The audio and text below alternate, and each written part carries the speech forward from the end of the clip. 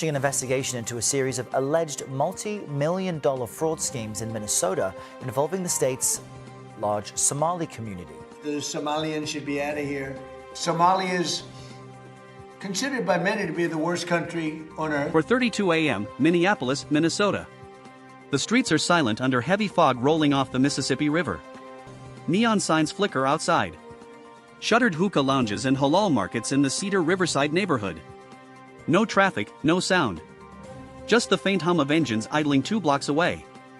FBI tactical units, DEA strike teams, ICE enforcement divisions, and Minneapolis SWAT in full blackout gear. Over 200 federal agents converging on 12 locations simultaneously across the Twin Cities metro area. They hit a sprawling 2-story mansion in South Minneapolis. First, the home of Abdul Rahman Hassan Osman, a well-known Somali-American immigration consultant and community liaison officer who advised city councils, appeared at cultural summits, and worked closely with federal refugee resettlement programs. Flashbangs shatter the pre-dawn silence. Doors explode inward. Agents in black pour through hallways lined with expensive art and diplomatic plaques. They secure the ground floor in under 90 seconds. But then they find something in the basement. A steel-reinforced trapdoor hidden beneath a false floor in the laundry room. When they pry it open, they see a ladder descending into darkness. 20 foot down, a tunnel, not a crawl space, not a cellar, but a full-scale underground passage lined with plywood reinforcements, battery-powered LED strips, and ventilation shafts running for over half a mile beneath residential blocks toward the Somali Mall district and a private logistics warehouse on East Lake Street. Inside the tunnel, agents find duffel bags stacked against the walls, fentanyl pills, heroin bricks, and methamphetamine crystals wrapped in vacuum-sealed layers. Over 800 pounds in the tunnel alone. They also find something else.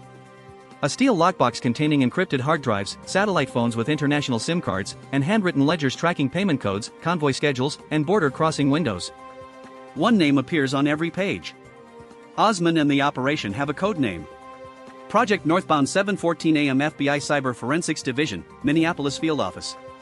Analysts crack the encryption in under 3 hours.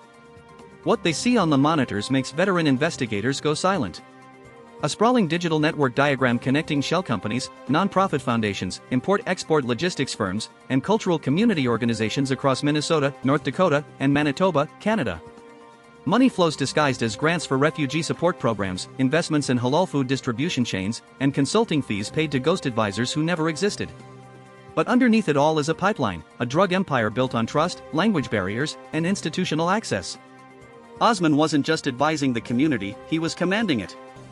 Federal analysts identify his encrypted authorization keys linked to convoy schedules, border patrol shift rotations, and tunnel maintenance logs. They trace wire transfers routed through Dubai, Mogadishu, Nairobi, and Mexico City.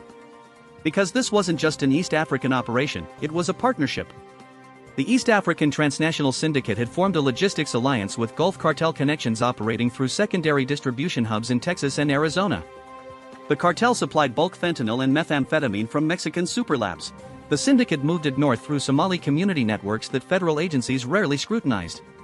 Investigators find internal communication showing Osman personally coordinating with cartel intermediaries, negotiating prices per kilo, and arranging safe passage for loads crossing into Canada through unmanned rural routes near Emerson, Manitoba.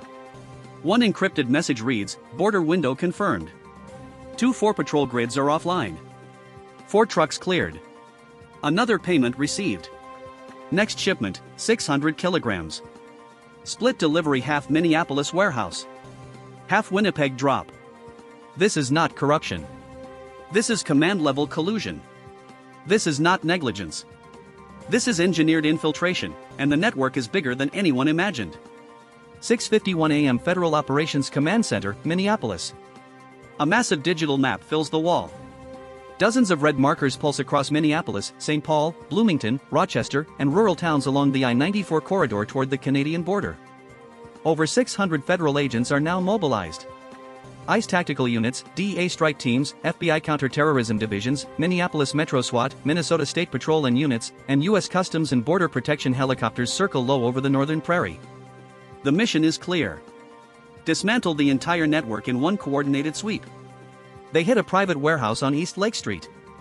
Inside, agents find a hidden superlab producing counterfeit fentanyl pills stamped to look like prescription painkillers. Over 1.2 million pills are ready for distribution. They raid a halal meat processing facility in St. Paul. Behind the freezer units, agents discover false walls concealing vacuum-sealed heroin bricks stacked floor to ceiling. 467 pounds. They storm a luxury condo tower in Bloomington inside a penthouse registered to a fake charity director. They seize $9 million in cash, gold bars, and encrypted tablets containing financial records for over 200 compromised individuals. They intercept a convoy of refrigerated trucks on Highway 75 near the Canadian border inside containers labeled frozen lamb.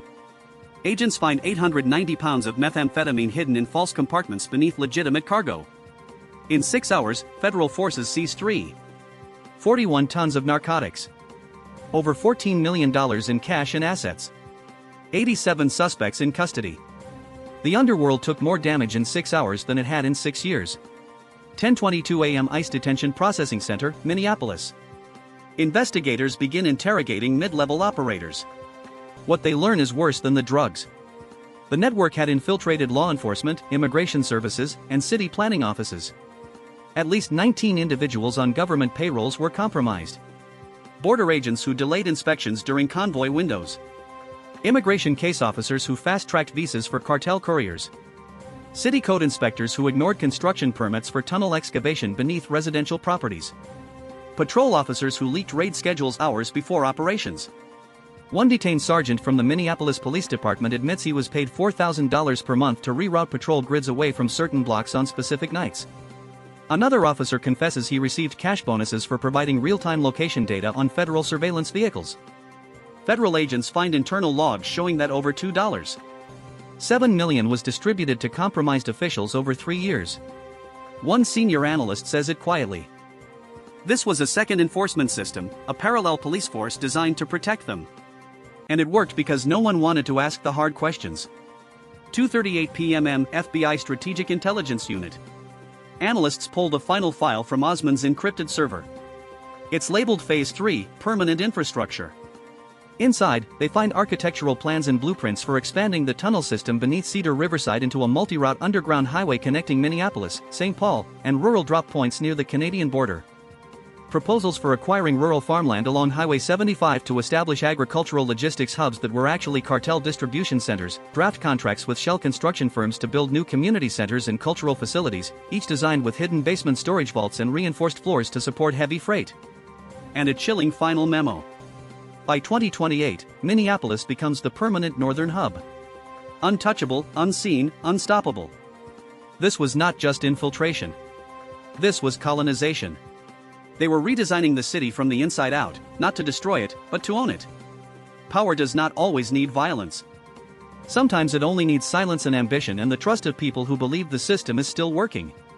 But the system wasn't working. It was being rewritten. By the time federal agents smashed through that mansion door, the network had been operating for over 4 years. 4 years of fentanyl flooding into schools, halfway houses, and suburban neighborhoods. 4 years of families destroyed by overdoses that could have been prevented. 4 years of a community used as cover for one of the most sophisticated drug empires ever built on American soil. This story is a warning. It is a reminder that organized crime does not always look like cartels in the desert or